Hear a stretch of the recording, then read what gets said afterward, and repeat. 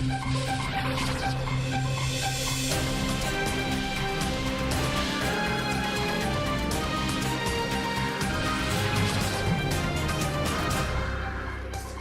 gledalke, spoštovani gledalci, lepo pozdravljeni iz studia 136. To so jubilejne 400. Vesti na vesti. Živjo.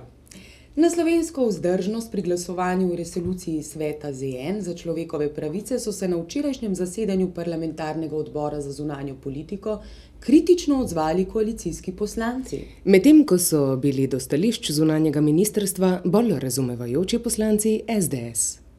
Ampak jaz vam lepo povem, da kasetne bombe so dokazano in me lahko držite za besedo.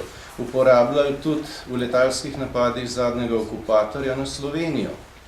In tem oficirjem ste šli vi v Beograd pa napovedati izplačilo odškodnin. To se pravi, Izraelce boste obsodili, vaše prijatelje v Beogradu boste pa nagradili za isto početje. Če bi bil sarkastičen, bi rekel, da iz obnašanja naših ljudi v tem svetu nekako veje duh posebnega odposlanca predsednika vlade za zunanjo politiko. Je ta vzdržanost po vaših pričakovanjih, v skladu z vašimi pričakovanji? Ne, jaz sem pričakovala bolj odločen odziv. Ne razumem te mlačnosti, je ne sprejmem, je neetična. Mislim, da politika in tudi mednarodna politika si včasih mora dovoliti in je dolžna tudi ravnati drugače in povedati Bobu Bob. Kdo je pa Bob? Ja, ne vem, lahko da je kakšen šofer ali pa kakšen gospod iz kakšnega posebnega kluba. Pa vem. Ne veš torej, pojma nimam. Torej, identiteta skrivnostnega Boba še naprej ostaja uganka. Ob svojem obisku v Kranju je predsednik Republike Slovenije Danilo Türk komentiral ponedeljkovo izjavo hrvaškega predsednika Stjepana Mesića. Komentiral je tudi pisanje hrvaškega dnevnika Jutarnji list, da ne bi hrvaškega kolega Mesića prosil za podporo pri kandidaturi za generalnega sekretarja Združenih narodov. V teh primerih gre za čiste izmišljotine, nič od tega ne drži, v tem ni niti trohice resnice in, kot vidimo, fantazija deluje po svoje. A se meni samo dozdeva, ali je naš predsednik ravnokar imenoval hrvaškega za lažnivca? Ne, samo veliko domišljije ima. Kdo? Je Turk, Mesić. Denisa je še zanimalo, ali predsednika morda mika stolček generalnega sekretarja Združenih narodov. Jaz živim v najlepši deželi na svetu, imam najboljšo funkcijo v tej deželi in veliko sem med slovenskimi ljudmi in v tem absolutno uživam, tako da o nobeni drugi stvari ne razmišljam. Sem gospod predsednik, sem pomemben, pa imam letalo, pa imam Teče! Strokovni svet SDS, po domače Janezova vlada v senci, je danes oblikoval pobudo za podpis sporazuma partnerstva za razvoj in odgovore na izzive gospodarske krize. Na seji sveta je letečemu veleposlaniku Dimitriju Ruplu predsednik SDS Janša predvsem izbranimi povedal, zakaj pravzaprav sploh sedi v njegovi senčni vladi.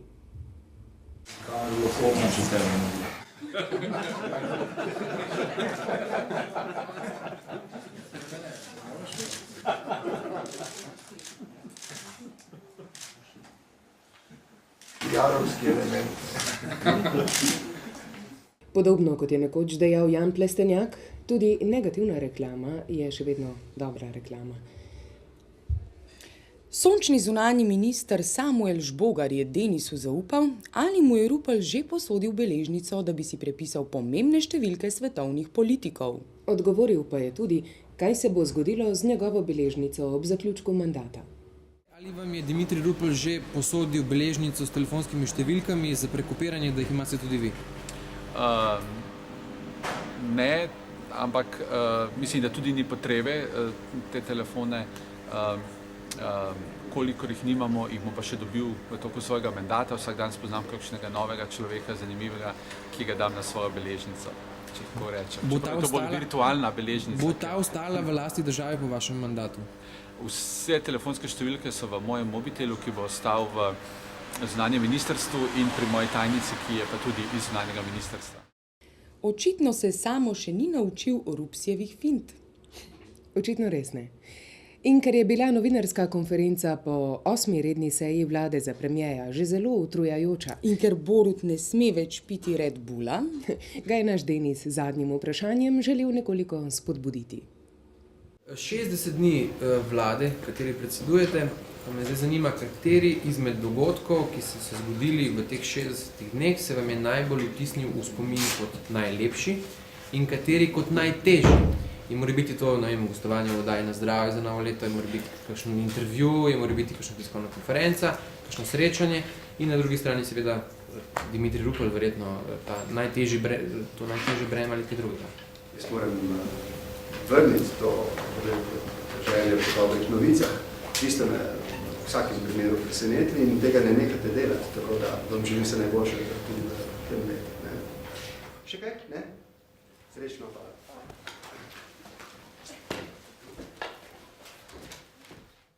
Slovenija, Slovenija, Slovenija. Kulturac. Pri sosedovih, to je v frizerskem salonu Robert, je bilo v sredo pestro. Peter Rauch je v salonu namreč otvoril fotografsko razstavo 2 serij fotografij Traffic Kids. Vabljeni.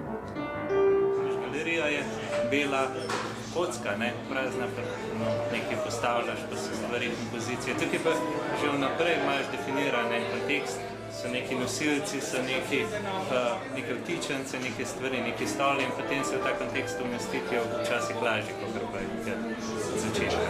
Minulo sredo je polno dvorano Marjana Kozine Slovenske filharmonije navdušila 25-letna pianistka Ana Šinkovec.